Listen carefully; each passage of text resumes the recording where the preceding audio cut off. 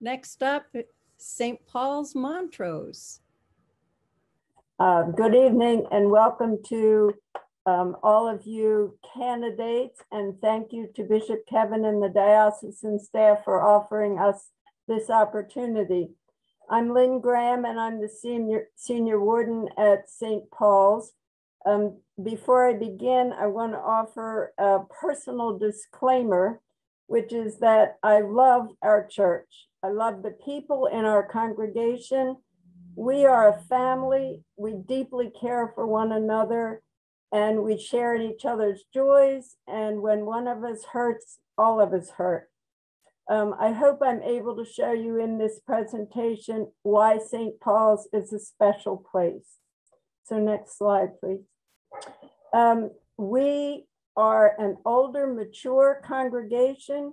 We have a young attitude. We have an average Sunday attendance of about 20 until the snowbirds return from Florida, and then it's larger. We're eager to meet newcomers and we welcome everyone, regardless of any differences. We affirm all people. We've opened our doors to AA and NA and not just the basement doors. Our mission is to proclaim God's love by word and example and to seek Christ in one another. And we live our mission statement through our ministries. We respond to Jesus's call, pastoral care to the sick and the homebound with homemade soup, cards, and phone calls. We volunteer and visit at the jail. We provide free carry-out meals on a monthly basis. We attend those hungry for fellowship through pastoral care of one another and Friday night social events to which everyone is invited. We knit prayer shawls and we sew sleeping bags for the homeless. We have a group called Stop the Stigma, which started at St. Paul's. It's now a community group which St. Paul's sponsors, and we support those touched by addiction. We've held 3 annual International Overdose Awareness Day events, which is what you see in the slide here with the candles. And we have memory luncheons in Advent for those grieving the loss of a loved one. Our Daughters of the King are active, prayerful, and service-oriented.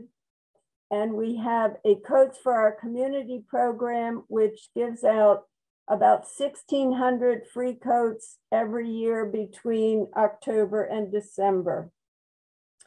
We're an inviting place that we hope is the place to be and become for those who need a place to belong. And we are a friendly group. As you can see from the photo on the slide, that's us, and we are friendly. Besides serving the community, our ministries provide fellowship, a sense of belonging, and a portal of entry for anyone looking to join in our ministries. Next slide, please. Our strengths are particularly our worship. Until very recently, we'd been without clergy for 14 months, and we conducted lay-led morning prayer every Sunday. We were either outside in our memorial garden, which you can see in a slide on the next, a picture on the next slide. We did that every day in the summer, and when it got cool, we moved inside following COVID protocols. We had a cameraman, we had a lector, we had the officiant, and we had the organist, and every Sunday we provided service. Our service is participatory. The prayers of the people are spoken spontaneously by the congregation. Our altar guild is diligent and faithful. We are building our sense of spirituality through at-home devotionals during Lent and Advent. We have communal prayer for those in need, and we have started a Bible study that begins with a meal together, and we do that twice a month. We have very strong lay leadership in the parish. We work together as a team to communicate collaborate, and build consensus. Our communication has been especially good. We consider our website to be one of the best in the diocese. It's informative, user-friendly, and up-to-date. The congregation is kept informed through our weekly email newsletter, and that often has information that's current for the week, and that includes the monthly highlights of our vestry meetings. All our services are live streamed and they're archived on YouTube. Our physical plant, we have a church, we have the adjoining parish hall, and that has offices and the kitchen and the classrooms. It's in excellent shape as we just completed a 5-year plan to ready our church for the next generation. We remodeled our entire altar area and painted the dome to match our Tiffany windows behind the altar. We have a newly installed heating system with natural gas, and we've completed a major renovation of our kitchen so that we can do the free monthly meals and seasonal dinners for the community. Our hospitality is what expresses our love for one another and those in the community. The next slide, please.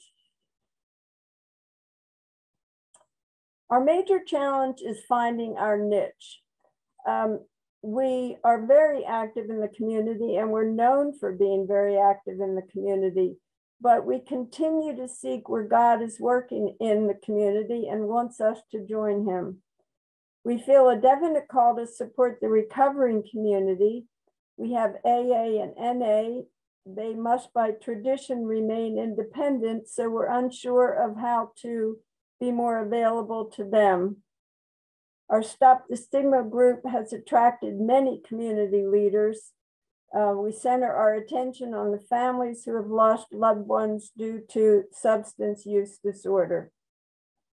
Some of our numerous and varied ministries don't have the curb appeal of attracting the entire congregation, and we're hoping to find something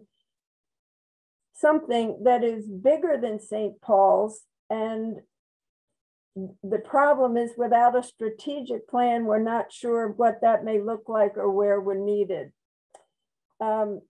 Stewardship, we've identified a need for a year-round program. We haven't pulled that off for the past 2 years, but we do have an annual pledge campaign that is very successful.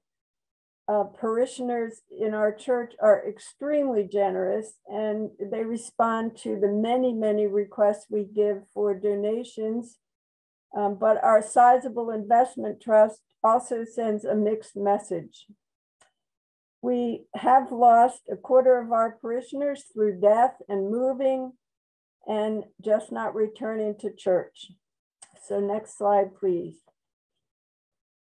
We seek an enthusiastic, warm, loving, energetic pastor who is enthusiastic for the gospel and leads us in meaningful worship with liturgically based sermons.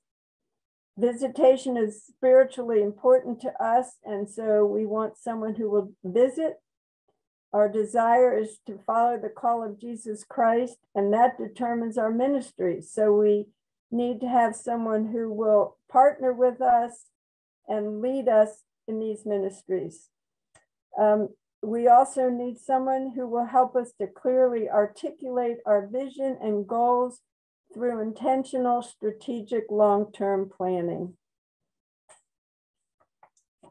And I thank you very much for your time. Thank you so much, Lynn.